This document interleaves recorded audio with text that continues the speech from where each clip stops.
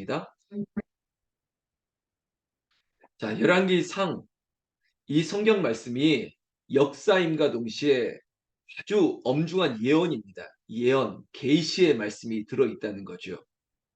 그래서 이 말씀을 동시대에 우리가 보고 있더라도 이 말씀이 그 시대의 역사를 통해 우리에게 주시는 교훈이 되고 또 우리 교회의 미래적인 예언과도 같은 말씀으로 보고 있는 것입니다.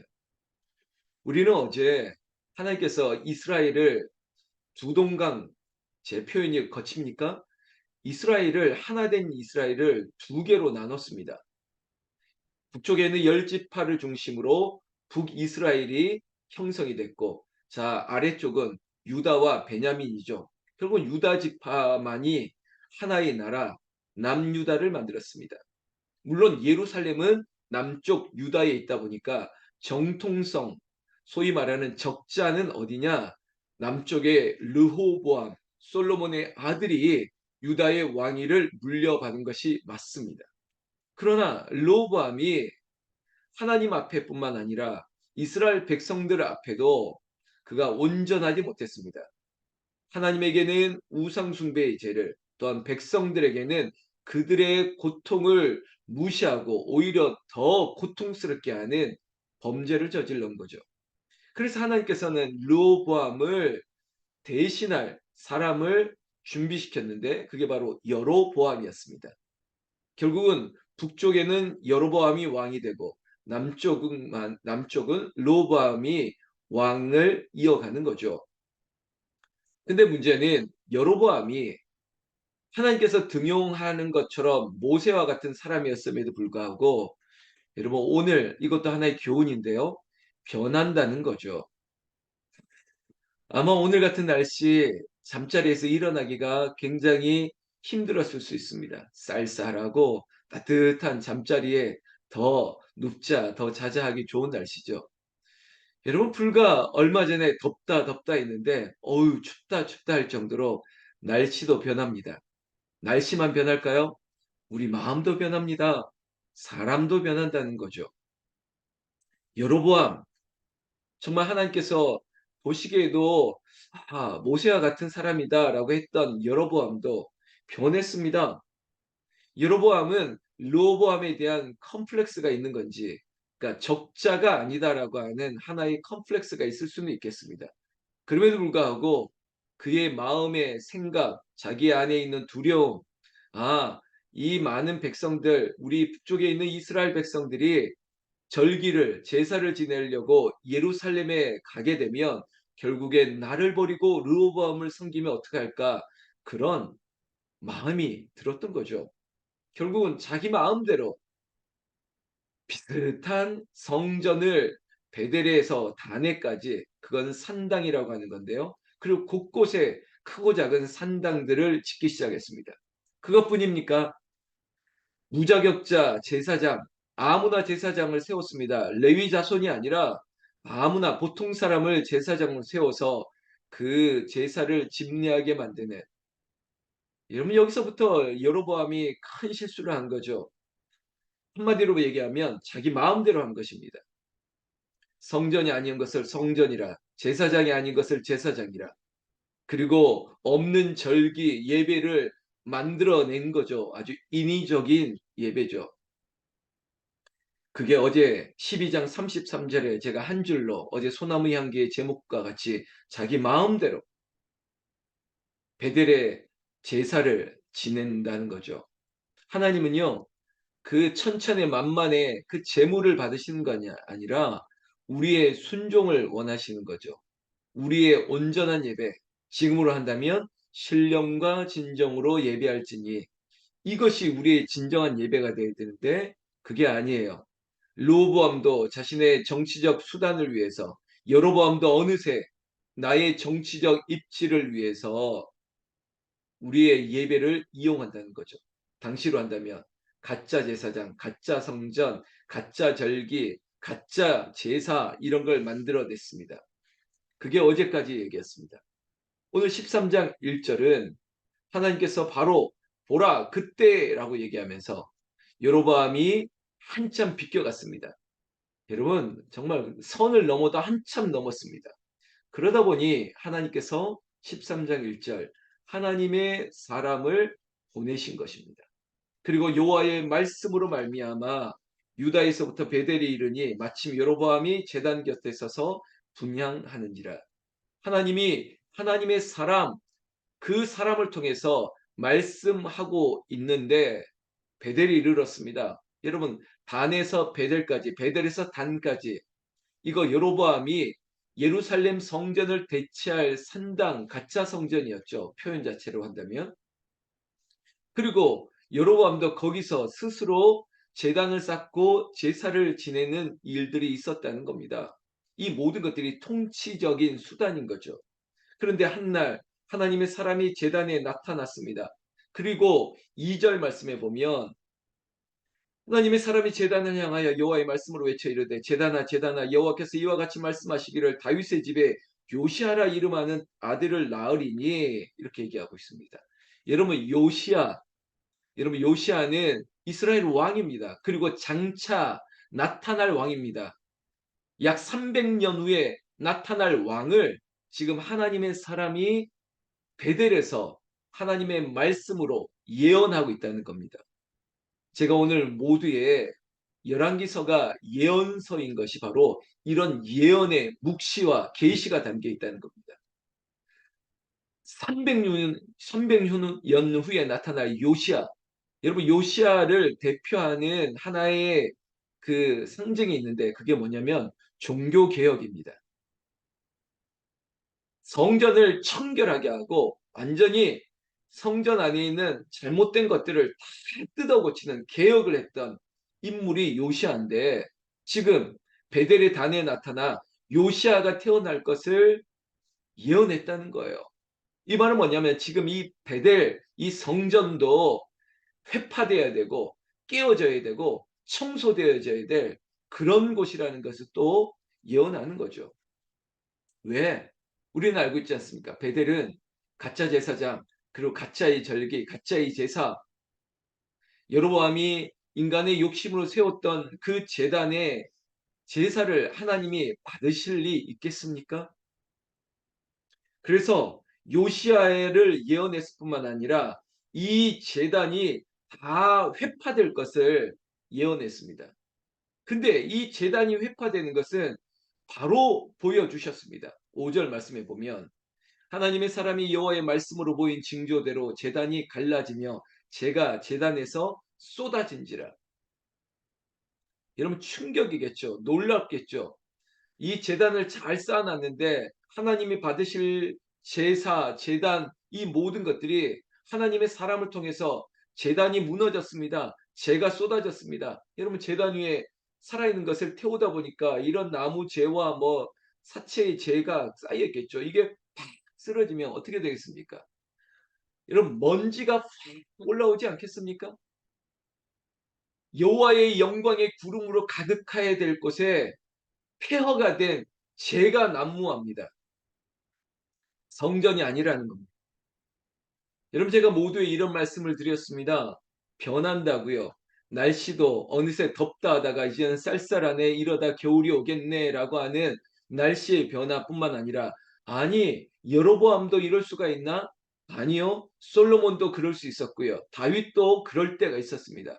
변할 수가 있어요. 그래서 하나님의 말씀을 붙드는 겁니다. 그리고 여호와의 이름 예수 그리스도의 이름으로 기도하는 거죠. 그래서 우리의 영적 재단을 순전하게 정결하게 지켜나가는 일을 하는 겁니다.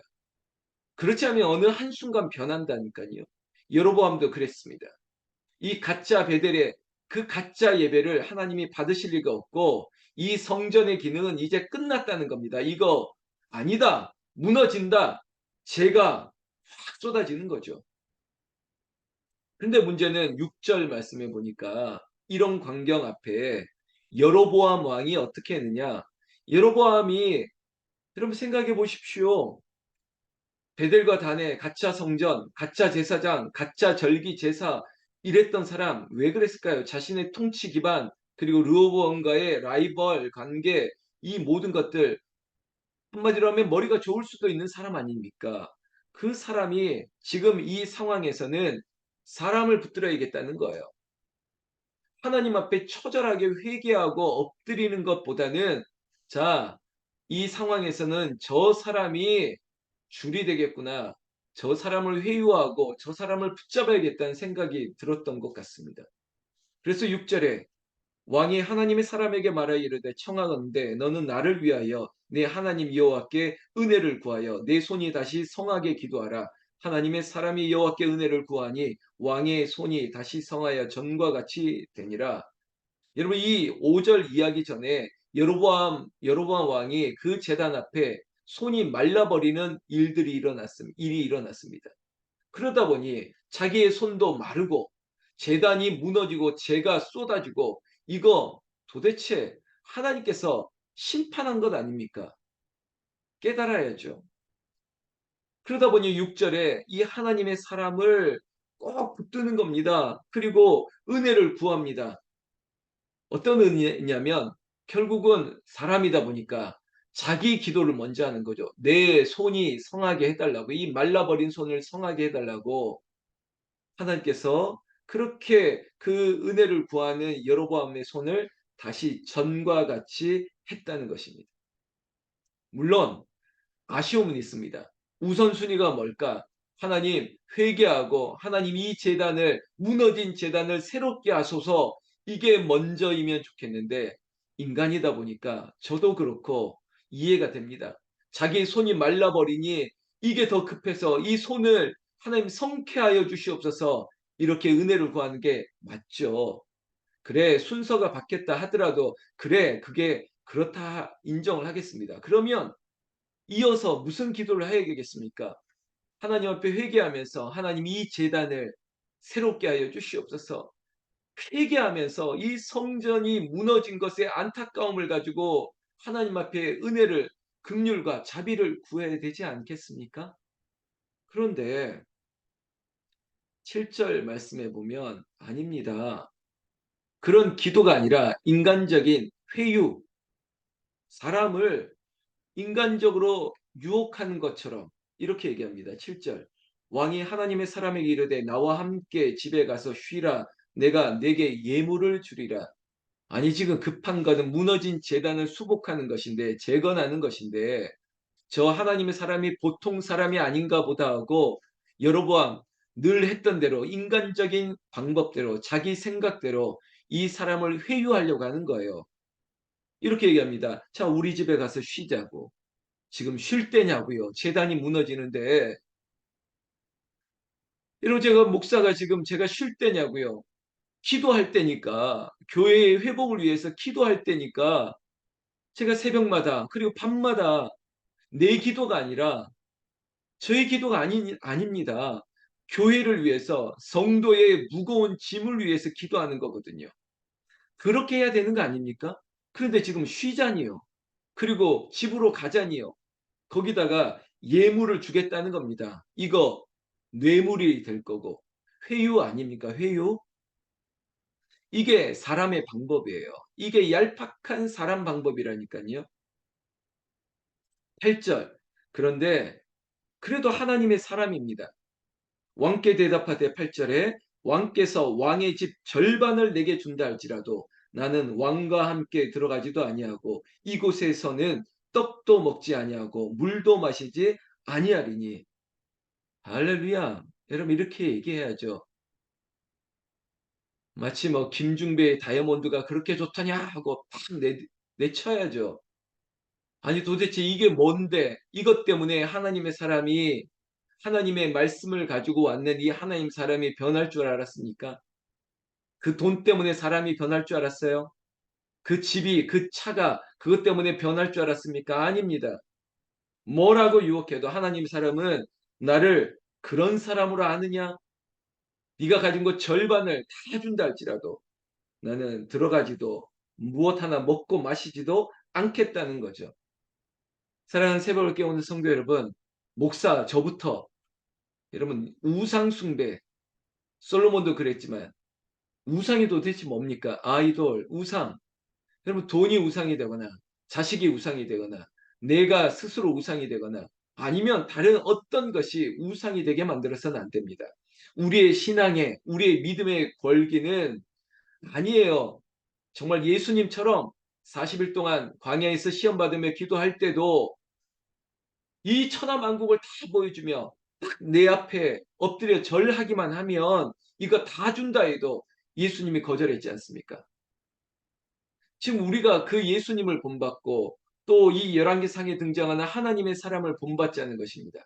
뭘 해도 나에게 뭘 한다 할지라도 9절 이는 곧 여호와의 말씀이 내게 명령하여 이르시기를 먹떡도 먹지 말며 물도 마시지 말고 왔던 길로 되돌아가지 말라 하셨음이니이다 하고 이렇게 할 수 있는 것은 딱 하나 오늘 우리가 불렀던 찬송 주를 의지하며 순종하는 자를 주를 의지하고 순종하며 말씀대로 살아가는 겁니다. 어제 소나무 향기에도 보여드렸던 이미지처럼 우리가 자기 마음대로가 아니라 하나님의 성경이 비추어 주시는 그 길을 따라 순종하며 가는 거예요. 이 하나님의 사람도 하나님께서 명령한 거예요. 내가 너에게 명령한 대로 이미 명령을 받고 온 하나님의 사람이에요. 이 사람은 이미 하나님이 말씀하셨습니다. 그러니까 여로보암이 뭐라고 말할지도 미리 알게 하셨겠죠. 그러다 보니까 너를 유혹할 것이다. 너에게 이렇게 회유할 것이다. 너에게 이런 것들로 유혹할 수 있다.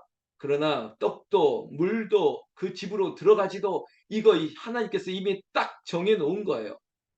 여러분 하나님의 사람으로 산다면 이번 주 주일 설교가 바로 이런 내용도 있는데 하나님의 사람으로 사는 것 단순합니다. 말씀 따라 사는 거예요. 말씀이 비추어 주신 길만 가는 겁니다. 순종하며 가는 거예요. 누가 뭐래도 나에게 누가 뭐래도 자, 이 떡 하나 줄게. 뭐 이렇게 떡 하나 주면 안 잡아 먹지. 뭐 이런 게 아니라니까요. 하나님은 말씀하셨고 그 말씀 따라 순종하는 자를 449장에 뭐라고 얘기했습니까? 자, 예수 안에 즐겁고 복된 길이로다. 그렇게 주님 말씀대로 가는 인생은 하나님께서 은혜와 복을 주실 수밖에 없습니다. 10절. 이에 다른 길로 가고 자기가 베델로 오던 길로 되돌아가지도 아니하리라.